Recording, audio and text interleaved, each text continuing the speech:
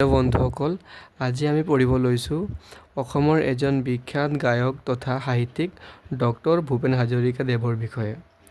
তেওঁ লিখা প্ৰবন্ধ আৰু কাহিনীসমূহৰ বিষয়ে আমি আজি পঢ়িম। তেওঁ লিখা প্ৰথম প্ৰবন্ধটো আছিলে সুন্দৰৰ ন দিগন্ত। এই প্ৰবন্ধটো লিখা হৈছিল 1967 চনত। 1967 চনত সুন্দৰৰ ন দিগন্ত নামৰ প্ৰবন্ধই ডক্টৰ ভূপেন হাজৰিকাদেৱে লিখিছিল। দ্বিতীয়তে আছে সুন্দৰৰ সৰু বৰ আলিয়েদি প্ৰবন্ধ। সুন্দৰৰ সৰু বৰ আলিয়েদি প্ৰবন্ধ। এই প্ৰবন্ধটো লিখিছিল 1980 চনত ডক্টৰ ভূপেন হাজৰিকাদেৱে। তাৰ পাছত আছে সময়ৰ পক্ষী ঘোঁৰাত উঠি প্ৰবন্ধ। এই সময়ৰ পক্ষী ঘোঁৰাত উঠি প্ৰবন্ধ লিখিছিল 1981 চনত। তাৰ পাছত আছে সহস্ৰজনে মোক প্ৰশ্ন কৰে। এই প্ৰবন্ধটো লিখিছিল 1983 চনত, 1983, ঠিক আছে। তাৰ পাছত আছে কৃষ্টিৰ পথাৰে পথাৰে প্ৰবন্ধ। কৃষ্টিৰ পথাৰে পথাৰে প্ৰবন্ধ। এই প্ৰবন্ধটো লিখা হৈছিল 1983 চনত। মনত থ'ব, সহস্ৰজনে মোক প্ৰশ্ন কৰে আৰু কৃষ্টিৰ পথাৰে পথাৰে প্ৰবন্ধ, এই দুয়োটা প্ৰবন্ধ একে সময়তে লিখা হৈছিল। আৰু জ্যোতি ককাইদেউ প্ৰবন্ধও 1983 চনত লিখা হৈছিল, ঠিক আছে, 1983। লগতে বিষ্ণু ককাইদেউ নামৰ প্ৰবন্ধটো 1983 চনত লিখা হৈছিল। তাৰ পাছত আছে বহাগ মাথো এটি ঋতু নহয় নামৰ প্ৰবন্ধটো 1983 চনতে লিখা হৈছিল। বহীমান লুইতৰ পাৰে পাৰে প্ৰবন্ধ নামৰ প্ৰবন্ধটো 1983 চনত লিখা হৈছিল।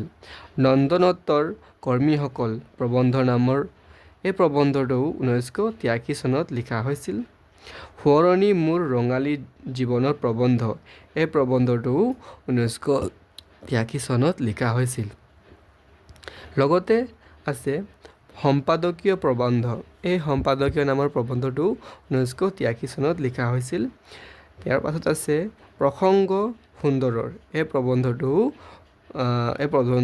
2006 চনত লিখা হৈছে। মনত থ'ব, 1983 চনত তেওঁ 1খন 2খন 3খন 4খন 5খন 6খন 7খন 8খন 9খন 10খন টোটেল 10খন, মনত থ'ব, টোটেল 10খন প্ৰবন্ধ তেওঁ লিখিছিল। মনত থ'ব, টোটেল 10খন প্ৰবন্ধ তেওঁ লিখিছিল। আকৌ মই পঢ়ি দিওঁ, 1983 চনত লিখা অকল প্ৰবন্ধখিনি পঢ়িম, ঠিক আছে। মনত থ'ব, সহস্ৰজনে মোক প্ৰশ্ন কৰে, 1 নম্বৰ। দ্বিতীয়তে আছে কৃষ্টিৰ পথাৰে পথাৰে প্ৰবন্ধ। তৃতীয়তে আছে জ্যোতি ককাইদেউ। চতুৰ্থতে আছে বিষ্ণু ককাইদেউ।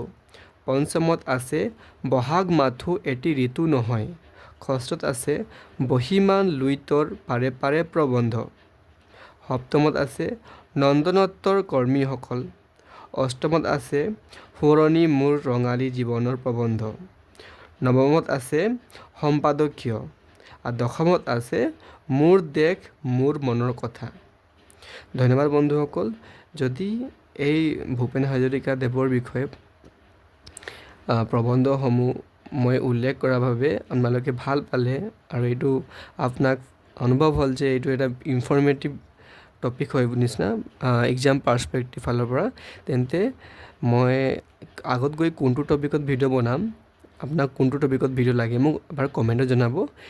মই আপোনাক কোৱা মতে সেইটো টপিকতে ভিডিঅ' বনাম, ঠিক আছে। আৰু যদি চেনেলটোত নতুন আছে তেন্তে চেনেলটো ছাবস্ক্ৰাইব কৰি দিব আগত গৈ এনেধৰণৰ টপিকসমূহ পাবৰ কাৰণে। ধন্যবাদ।